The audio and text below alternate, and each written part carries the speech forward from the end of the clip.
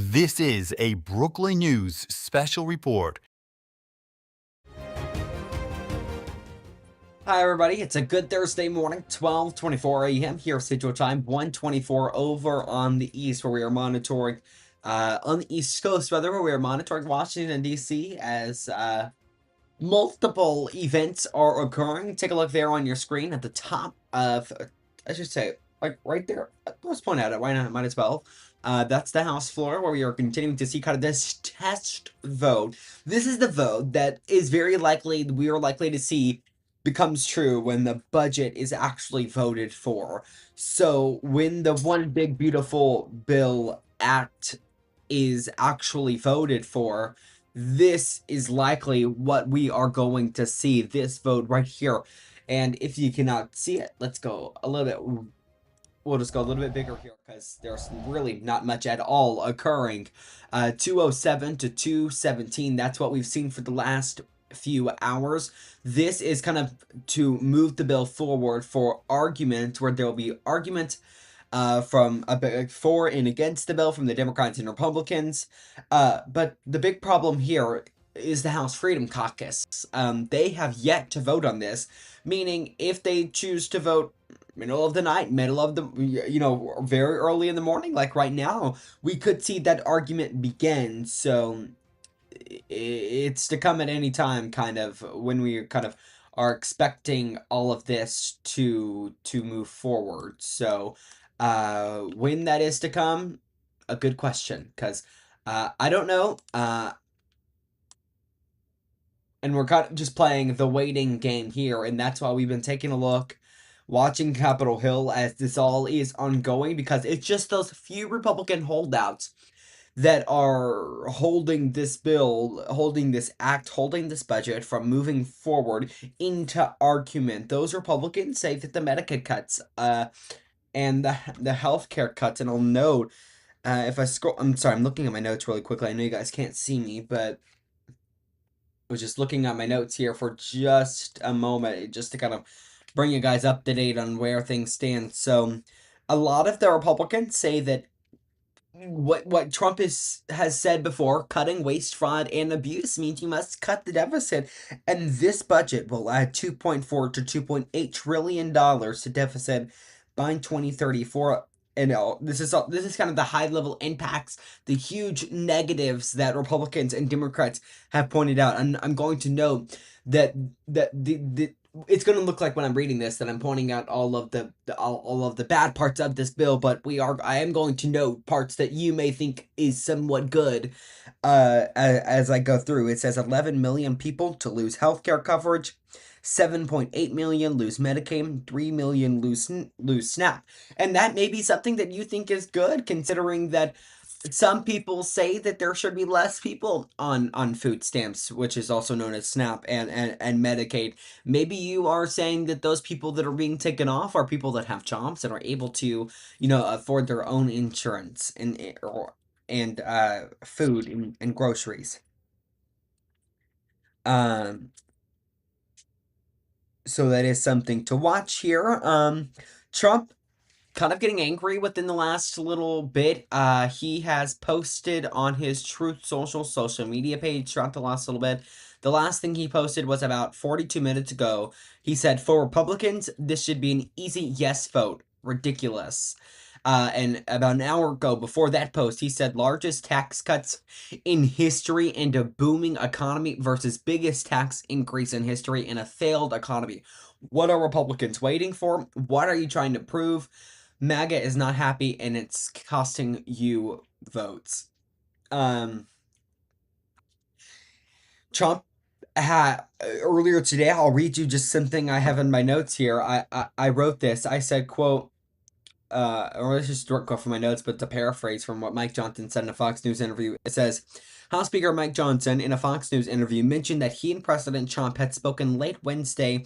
Trump expressed his readiness to take the call and asked Johnson to provide the next representative who needed to have a conversation. Trump earlier today Johnson on Fox News indicating that the president was ready to call whatever representative that he needed to flip the vote, to get them to vote yes, to get this bill, get this budget to move forward. And at this point in time, the members who have not voted, which it's about 6 votes that we are waiting for, are members of the House Freedom Caucus. And to note, the House Freedom Caucus throughout the last I'll say throughout the Trump years so far, throughout the many budgets that have already been passed, the House Freedom Caucus has been known to hold out on voting for this.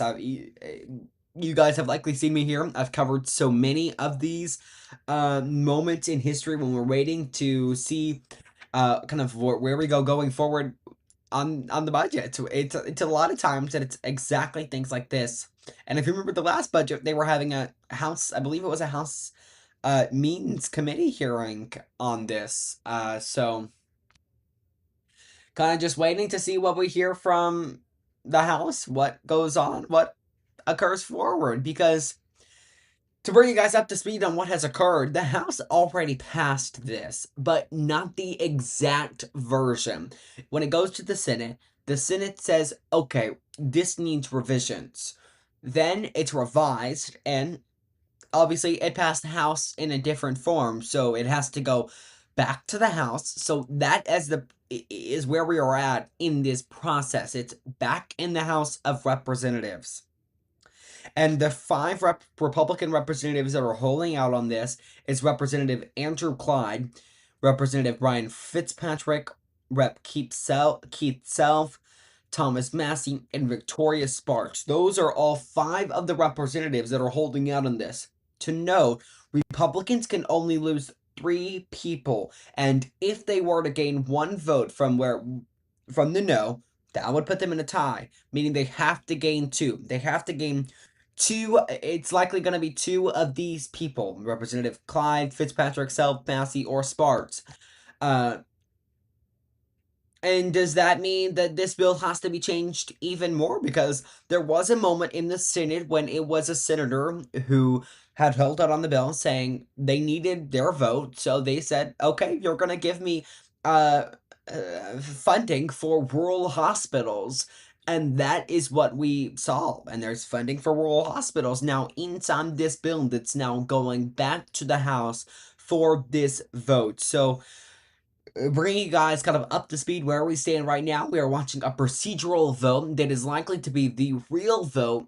They're going to hold another vote, obviously, after debate to pass this, but this is to move this budget forward. So it's a procedural vote to move it forward and move it into argument. Where we hear argument, and then we will vote on it. So, Speaker Johnson indicating earlier today that he would keep this vote open as long as it takes, even if it's in early in the morning. Fox News also reporting, I believe it was Chad Pergam with Fox News, reporting earlier that this could be something that we see argument go into early in the morning. It's now 12:32 here in Central Time, 1:32 Eastern. So, after I get off here, I'm, likely going to catch some rest before we have to be right back up right early in the morning. We'll see if we have to cover this bill passing and what it looks like. But again, kind of this bill in limbo right now, considering that we are not seeing all representatives voting, and that is what we are waiting on right now this early in the morning.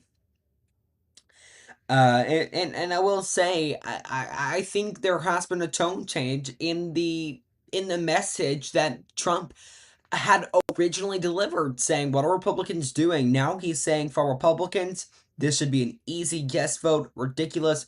And that was at 11:45 p.m. Central. It's now 12:33 a.m.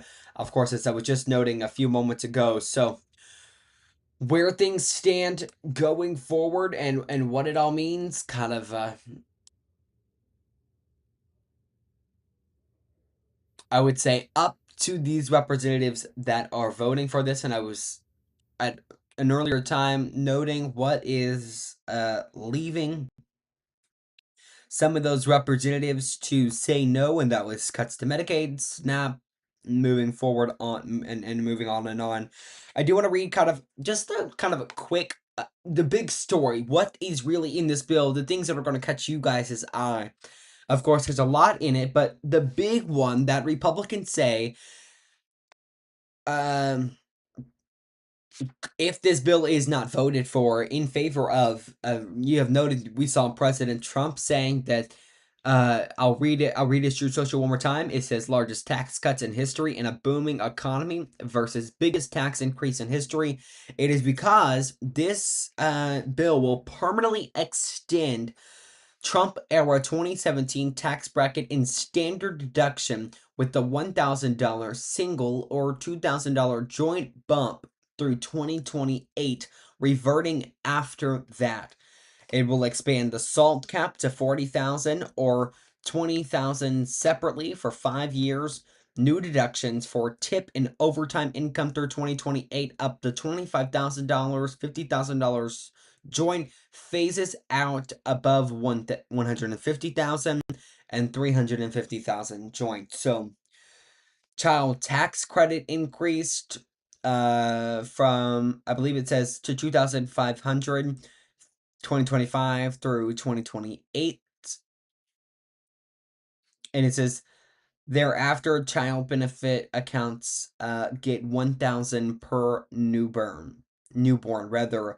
MAGA Trump accounts tax-free savings per child early quote baby bond style residue accounts. And I will like to note that this reporting, how I gathered this information that I'm reading to you guys right now in my notes, is through a number of other sources. So Democratic leaning sources and Republican leaning sources. That is where this information did come from. So I do want to note if I'm reading something that sounds a little negative towards this bill or a little too positive towards this bill, that is in fact why.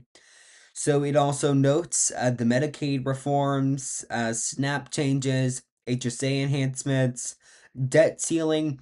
That is also one that is catching on a lot of people. Republicans noting that if you're going to get rid of waste, fraud, and abuse, you have to lower the deficit. This bill could put the debt ceiling up by $4 trillion, according to the House, or $5 trillion, according to the Senate. So a lot to watch for here. I do want to go live to the House where pretty much nothing has changed. You're looking there right now, nothing has changed. 207 to 217 in not in favor, 207 in favor. Again, about I believe it was 6 people still have not voted in at this current time, as we are still following where this bill stands. So a lot to talk about. President Trump, I believe he's kind of stomped on the Truth Social tweets. I'll load it up, see if we got something new coming in. Nope. The last thing he said was about 51 minutes ago, talking about how it should be an easy vote for Republicans, calling it ridiculous that Republicans, indicating rather that it is ridiculous for Republicans not to be voting in favor of this budget bill. Okay, so far we've talked about what's in this bill. We've recapped kind of how we got here today and what happens after it. We've talked about what President Trump's saying. We've talked about why Republicans are voting in favor. We've talked about what House Speaker Mike Johnson is and those representatives that are the holdouts blocking this. So, I think I had mentioned this earlier. House Speaker Mike Johnson saying that he will stay up all night, kind of. He'll keep this vote open until things, until there really is kind of a change in place, until this all representatives have voted. So still watching that, and I'm watching it over here, you guys. My camera that I look at is right in front of me, but the screen that I control things with, I can see what you guys see is over on my left side. So if you ever see me looking over there, that is likely why. So the future, can't tell you. I don't know, but I'll tell you. So far, there has not been a change within the last, I'll say, since about 11 p.m., maybe a little bit before that. I'll tell you, a show that comes on at 9 is about the last time that we saw a little bit of a change when one vote went in favor of nay and brought it up to 2. 17. Representatives Andrew Clyde, Brian Fitzpatrick, Keith Self, Thomas Massey, and Victoria Spartz are those that are, at this point in time, voting not in favor of the budget, which is what I'm calling the Republican holdouts. At least, I believe it's 2. Yes, 2 have to be changed. That is, if the House Freedom Caucus, who we have seen so far not put in their votes, that is, if they do not vote in favor. So, the House has, Republicans could have lost 3 votes, and they have lost all 3. Now they have to get, am I saying that right? Republicans could lose 3 votes, and at this point in time, if the House Freedom Caucus votes in favor of this, they have to get 2 votes back. They get 1, that leads to a tie. Obviously doesn't go anywhere. They have to get 2. So, and if you guys remember, I believe there was a House Speaker vote. They got pretty hostile between representatives, and it may have been a budget vote. I'm trying to remember, I'm trying to recall off the top of my head, but I remember it was back when George Santos was in Congress. It may have been him involved in this. I just remember there being some type of hostile moment, but I can't remember if that was a speaker vote or budget. May have been the speaker, because they did vote like over a dozen times, trying to reelect a new speaker there. So still a lot to come probably from this house. We will continue watching it into the AM hours. Until I fall asleep, I'll be watching this to see if anything happens. So far, nothing has changed since we came on the air. A live look at Capitol Hill before we leave you here.